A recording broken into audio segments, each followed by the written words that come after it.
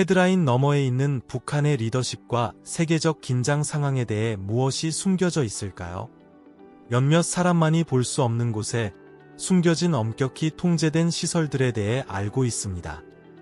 한 여성은 몇 달 동안 고립된 채로 강한 마음을 유지하기 위해 조용한 노래를 만들었습니다. 또 다른 여성은 20명을 위해 지어진 방을 7명이 함께 사용해야 하는 현실을 그렸습니다. 한 남성은 그곳에서 태어나 벽 너머의 삶을 알지 못하다가 탈출했습니다. 이곳을 운영하는 힘은 무엇일까요? 그리고 왜 그들의 이야기는 여전히 드물까요? 우리와 함께 해주세요. 이 목소리들은 들려줘야 합니다. 1. 안명철 경비원의 고백. 북한의 구금시설 내부의 삶은 오랫동안 심각한 국제적 우려를 불러일으켰습니다. 1973년에 탈북한 전 경비원 안명철은 1987년부터 1994년까지 캠프 22에서 근무했던 경험을 공유했습니다. 안에 따르면 환경은 철저히 통제되었고 경비원들의 특정 행동은 비인간적이라고 기록되었습니다. 그는 아이들과 관련된 비극적인 사건을 포함해 매우 트러블링한 상황에 대해 이야기했습니다. 그는 또한 여성들이 특히 힘든 조건에 처해 있었고 기대에 부응하지 못했을 때 더 힘든 작업으로 재배치되기도 했다고 설명했습니다. 시설 주변에는 생존하지 못한 사람들을 위한 많은 무명 묘지가 있다고 전해집니다. 더 이상 기여할 수 없는 노인들은 종종 추가적인 지원을 받지 못했습니다. 2003년 MBC와의 인터뷰에서 아는 이러한 경험을 공유하며 이러한 캠프 내부의 현실에 대한 세계적 인식을 높이기 위해 노력했습니다. 오늘날 그는 여전히 공개적으로 발언하며 영향을 받은 사람들의 기억을 보존하고 긍정적인 변화를 촉구하고 있습니다. 하지만 감금된 사람이 경비원이 아니라 정부에서 일했던 사람이라면 어떻게 될까요? 2. 이순옥, 생존자의 증언. 이순옥은 개천에 있는 재교육시설, 공식적으로는 교화소 제1호에서 6년을 보냈습니다. 2909년, 그녀는 해고로 꼬리 없는 동물들의 눈을 출판하고 이후 미국 의회와 자신의 경험을 공유하며 북한 내 이러한 기관의 삶에 대한 귀중한 통찰을 제공했습니다. 구금되기 전 그녀는 물자 분배를 감독하는 정부에서 일했습니다. 정치적 긴장이 고조되는 동안 그녀는 잘못된 행동으로 비난받았고 오랜 질문 끝에 잘못을 인정하라는 압박을 받았습니다. 그녀는 이후 개천의 시설로 이송되어 수천 명이 엄격한 조건 하에 구금되었습니다. 일상생활은 힘든 일과 매우 제한된 자원, 그리고 엄격한 규율에 중점을 두었습니다. 식사는 최소한이었고 특정 기대에 부응하지 못한 개인들은 종종량이 줄어드는 대우를 받았습니다. 그녀는 특정 개인들이 종종 심각한 결과를 초래하는 실험적 절차에 참여했다고 언급했습니다. 2992년에 석방된 후 이순옥은 2995년에 한국으로 가는 길을 선택했습니다. 그녀는 자신의 경험에 대해 공개적으로 이야기하기로 결심했습니다. 그녀의 이야기는 북한 사람들의 삶을 개선하기 위한 국제적 노력을 지원하고 인식을 높이는 데 계속해서 기여하고 있습니다. 어떤 이들은 비난과 긴 질문을 받는 동안 다른 이들은 단순히 기본적인 필요인 음식을 찾다가 붙잡히기도 했습니다. 3. 진이의 생존을 위한 투쟁.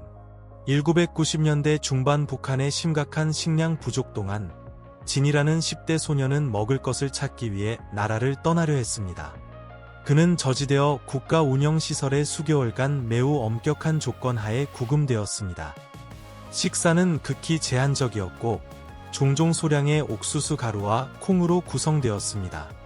지속적인 배고픔으로 인해 일부 개인들은 버려진 물건을 모으거나 작은 동물을 잡아 먹을 것을 찾는 등 이색적인 방법으로 영양을 찾으려 했습니다.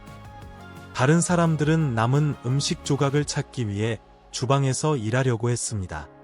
많은 이들에게 피로와 에너지 부족은 일상생활의 일부가 되었습니다. 저녁에는 모두가 시설 규정을 검토하기 위해 필수 회의에 참석해야 했습니다.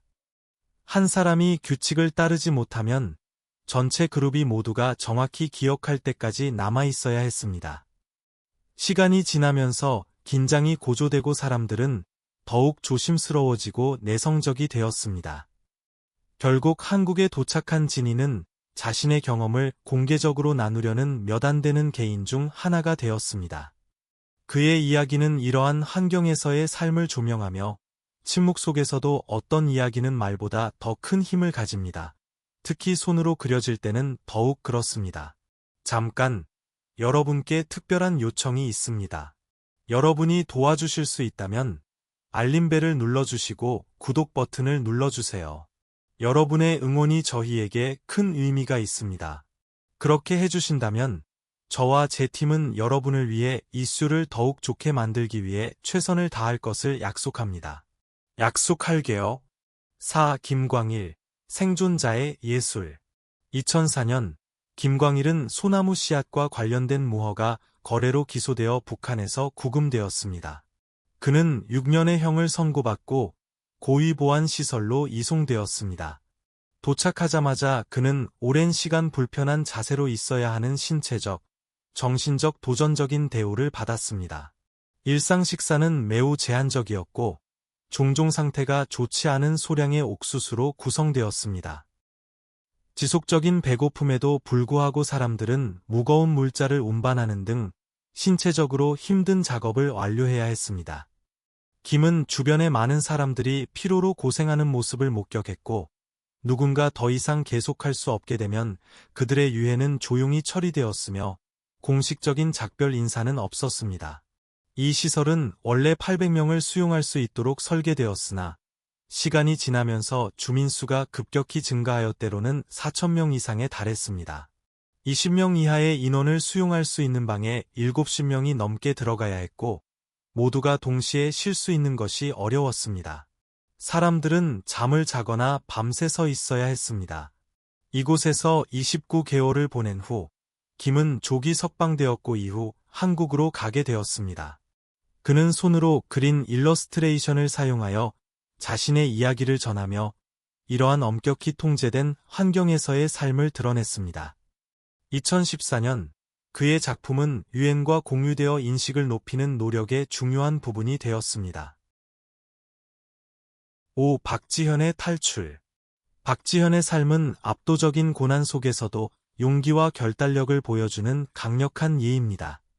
1990년대 북한의 심각한 식량 위기 동안 흔히 고난의 행군이라고 불리는 시기에 그녀의 가족은 큰 고통을 겪었습니다. 아버지가 돌아가시기 전에 그녀에게 마지막 소원을 주었습니다. 형과 함께 도망쳐라.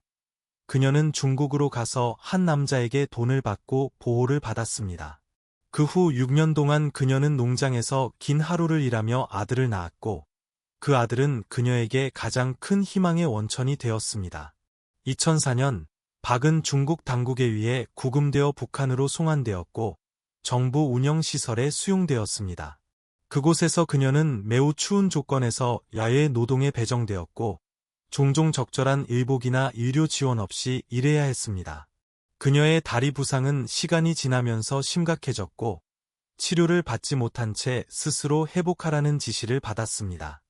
포기하지 않기로 결심한 박은 결국 또 한 번 탈출하여 아들과 재회하고 2008년에 영국에서 안전을 찾았습니다. 그곳에서 그녀는 새로운 삶을 구축하며 언어 튜터가 되고 비슷한 배경을 가진 사람들을 지원하는 옹호자가 되었습니다. 2021년 그녀는 맨체스터 그레이터 지역의 지방정부 직위에 출마하여 서구 세계에서 북한 출신으로서는 처음으로 그렇게 했습니다. 만약 여러분의 어린 시절 기억이 학교 운동장이 아니라 철조망 뒤에서 형성되었다면 어떻게 될까요? 6. 강철환 유덕에서 자란 소년. 1977년 9살의 강철환과 그의 가족은 정치적 연관성에 대한 우려로 인해 연장 책임 정책에 따라 유덕군의 국가 통제 정착지로 이주되었습니다. 이 결정은 그의 할아버지의 정치적 연관성에 대한 우려에 따라 내려졌습니다.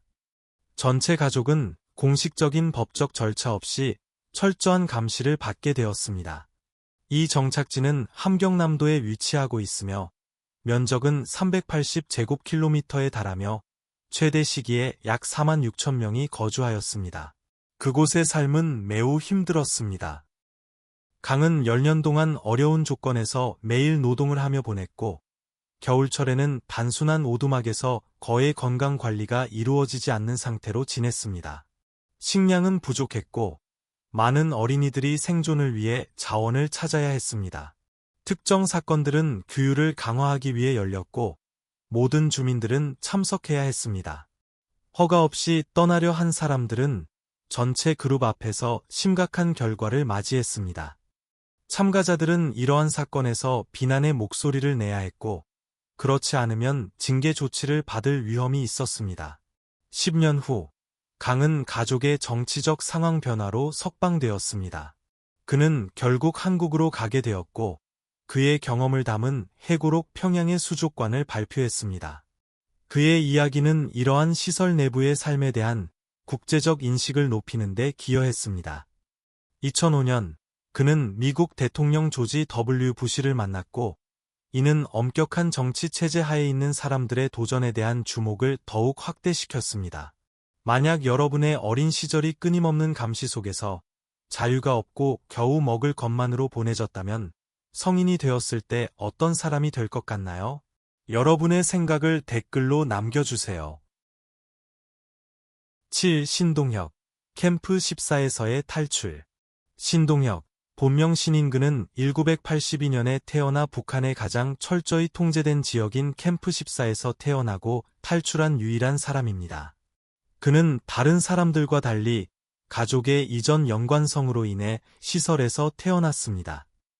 어린 시절부터 그는 엄격한 규칙을 따르고 가족 구성원조차도 비정상적인 행동을 보고하라는 교육을 받았습니다. 13살 때 그는 어머니와 형의 탈출 계획에 대한 정보를 공유했습니다. 칭찬받기는커녕 그는 처벌을 받았고 심각한 징계를 목격해야 했습니다. 시설 내 공장에서 일하던 중 씨는 박용철이라는 다른 주민을 만나 국경 너머의 삶에 대해 이야기했습니다. 2005년 두 사람은 탈출을 시도했습니다. 탈출 중 박은 보안 장벽을 넘다가 목숨을 잃었지만 씨는 계속해서 여정을 이어가 결국 중국, 그리고 한국에 도착했습니다. 그의 삶의 이야기는 2012년에 캠프 14에서의 탈출이라는 제목으로 기자 블레인 하든에 의해 출판되었습니다. 이 책은 북한의 제한된 지역에서의 삶에 대한 국제적 관심을 불러일으켰습니다. 2015년 씨는 자신의 이야기의 일부 세부 사항이 개인적 요상과 기억으로 인해 조정되었다고 밝혔으며 이후 캠프 18에서도 시간을 보냈다고 확인했습니다. 일부 논란이 있었지만 이성 이미지와 다양한 목격자의 증언이 그의 경험을 뒷받침하고 있습니다. 오늘날 씨는 북한의 가장 제한된 지역에서의 상황에 대한 인식을 높이고 유사한 상황에 있는 사람들을 지원하기 위해 노력하는 잘 알려진 옹호자가 되었습니다. 기회가 가장 위험하게 다가올 때 여러분은 새로운 삶을 위해 세계에서 가장 경비가 3중으로 이루어진 국경을 넘을 수 있을까요? 계속 지켜봐 주세요. 8. 장한울, 비무장지대 탈출. 2012년 8월, 18살의 장한울은 세계에서 가장 철저히 경비된 국경 중 하나인 비무장지대를 가로지르는 드물고 용감한 여정을 시작했습니다. 북한 군대에서 거의 1년 반을 복무한 후 그는 자신이 배운 것에 의문을 품기 시작했습니다. 남한에서 온 전단지들은 경제적 기회와 개인의 자유를 설명하며 그에게 새로운 관점을 제공했습니다. 강력한 태풍이 국경의 울타리 일부를 손상시켜 짧고 이례적인 기회를 만들었습니다. 멈추지 않겠다는 결심으로 장은 자기방어 도구를 지니고 24시간 동안 200m의 구간을 조심스럽게 통과했습니다. 그 과정에서 그는 두꺼운 덤불과 높은 풀, 어려운 지형을 지나며 탐지를 피했습니다. 어느 순간 그는 발각되었고 총성이 울렸지만 그는 다치지 않았습니다. 한국에 도착했을 때 그는 지치고 약간 다쳤지만 안전했습니다. 도착 후 장은 6년 동안 고등교육을 준비하고 2018년에는 정치학을 전공하기 위해 대학에 등록했습니다. 2020년 그는 탈북자 김강유와 함께 유튜브 채널 북시타를 공동 설립했습니다. 2024년 1월에는 군 복무와 같은 경험을 반영한 단편 영화 두 병사를 발표했습니다. 장의 여정은 북한 너머의 새로운 삶을 추구하는 이들이 직면한 도전과 자유와 진실을 추구하는데 필요한 용기와 회복력을 보여줍니다. 9. 임혜진, 교도관의 증인. 임혜진은 한때 북한의 시설 관리자로 일하며 고위 보안 정착지 내의 어려운 현실을 목격한 지 7년을 보냈습니다. 그곳에 있는 동안 그녀는 규칙의 엄격한 집행과 허가 없이 떠나려는 사람들에게 가해지는 어려운 결과를 관찰했습니다. 한 경우에는 탈출을 시도한 두 형제가 심각한 처벌을 받았고 그들의 가족도 심각한 결과를 맞이했습니다. 환경은 특히 여성에게 가혹했으며 그들은 종종 매우 불공정한 대우를 받았습니다.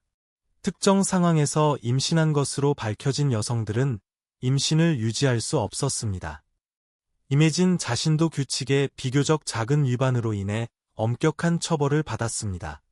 그녀의 징계의 일환으로 그녀는 깊은 수치심을 느끼게 하는 대우를 받았고 이는 그녀에게 지속적인 영향을 미쳤습니다. 이러한 경험은 그녀가 나라를 떠나고 결국 한국에서 피난처를 찾는 계기가 되었습니다. 인권단체들은 현재 북한 전역의 장기 구금센터에 수만 명이 구금되어 있으며 많은 이들이 구조화된 재교육 환경에 있는 것으로 추정하고 있습니다. 이러한 환경에 있는 사람들은 종종 극심한 노동, 최소한의 식량, 제한된 의료 서비스를 받으며 심각한 건강 문제에 직면하게 됩니다. 임혜진의 이야기는 철저히 통제된 사회가 개인에게 미치는 영향을 드러내는 드물고 중요한 관점을 제공합니다. 10. 이름 없는 기독교 생존자, 불 속의 신앙.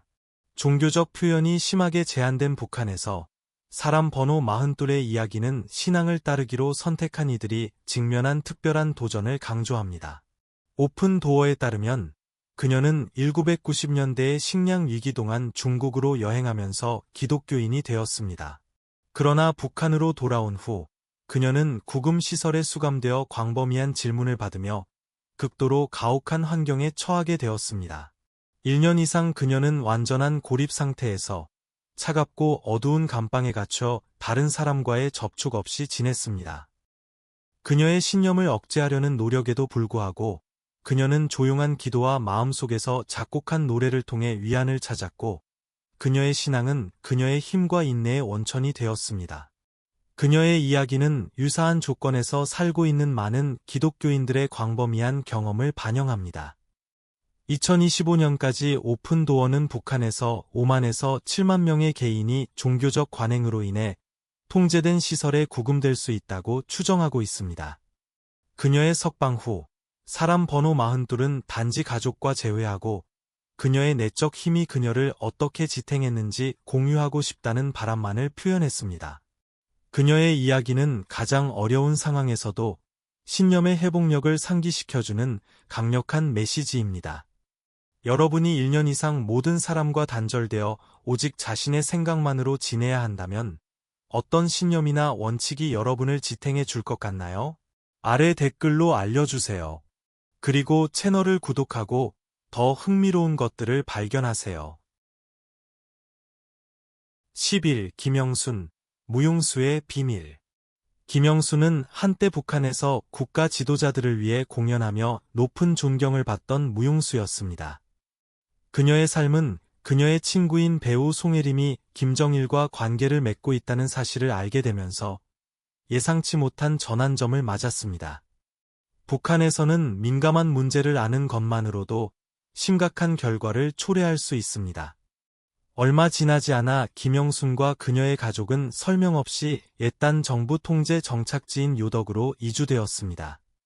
그녀는 그곳에서 9년을 매우 엄격한 생활 조건 속에서 보냈습니다. 그동안 그녀는 여러 가까운 가족 구성원들이 건강 문제와 자원의 부족으로 세상을 떠나는 깊은 개인적 상실을 경험했습니다. 죽은 사람들은 가장 간단한 방법으로 묻혔고 공식적인 기념이 없었습니다. 하지만 그러한 어려운 환경 속에서도 사람들은 서로를 지원하기 위해 작은 방법을 찾았고 음식을 나누고 따뜻한 말을 건네며 연대감을 느꼈습니다. 어느 날, 한 방문한 관리자가 그녀를 과거의 공연자로 알아보게 되었습니다. 곧 그녀는 석방되었습니다.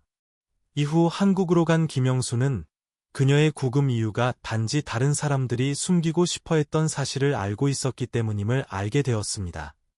마지막으로 한 남자가 2번이나 탈출하며 자신의 아픔을 목적의식으로 바꾼 이야기가 있습니다.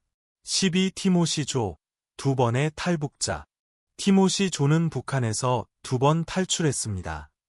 교육자 가정에서 태어난 그는 1990년대의 식량 위기 동안 부모가 나라를 떠나면서 삶이 극적으로 변화했습니다. 그 결과 그는 덜 선호되는 사회적 범주로 분류되어 더 이상 학교에 다닐 수 없게 되었습니다. 그는 혼자서 삶을 헤쳐나가야 했고 할머니가 다시 돌볼 수 있을 때까지 기차역에서 밤을 보내야 했습니다. 17살 때 티모시는 중국으로 넘어가 북한을 탈출하려는 첫 번째 시도를 했습니다. 그러나 그는 발견되어 되돌려졌습니다. 정부 구금 기간 동안 그는 건강과 웰빙에 영향을 미치는 매우 어려운 조건을 겪어야 했습니다. 포기하지 않기로 결심한 그는 다시 한번 탈출하여 상하이에 도착했습니다. 그곳에서 그는 보호를 요청하기 위해 미국 학교 캠퍼스에 들어갔고 구금되어 국제구금센터에 수용되었습니다. 이 기간 동안 그는 미래에 대한 깊은 고통과 불확실함을 느꼈습니다. 다행히도 국제 미디어 보도와 인도적 옹호가 그의 사건에 대한 관심을 불러일으켰고 결국 그는 영국에서 망명을 허가받았습니다. 정착한 후 티모시는 국제관계와 정치 전공으로 고등교육을 추구했습니다. 이후 그는 영국 의회에서 피오나 브루크 의원과 함께 일했습니다. 오늘날 그는 인권 옹호자로서 활동하며 제네바 정상회담과 같은 글로벌 행사에서 발언하고 철저히 통제된 사회에서의 삶에 대한 인식을 높이고 있습니다. 그의 이야기는 회복력의 강력한 예시이자 개인의 자유를 위해 일어서는 것의 중요성을 보여줍니다. 오늘의 비디오가 마음에 드셨다면 좋아요를 눌러주시고 채널 구독도 잊지 마세요. 여러분의 응원은 저희에게 큰 의미가 있습니다. 지금 여러분의 화면에 나타나는 비디오를 클릭해보세요. 이 콘텐츠를 좋아하시길 바랍니다. 다음에 다루었으면 하는 주제에 대해 댓글로 남겨주세요. 시청해주셔서 정말 감사합니다. 다음 비디오에서 뵙겠습니다.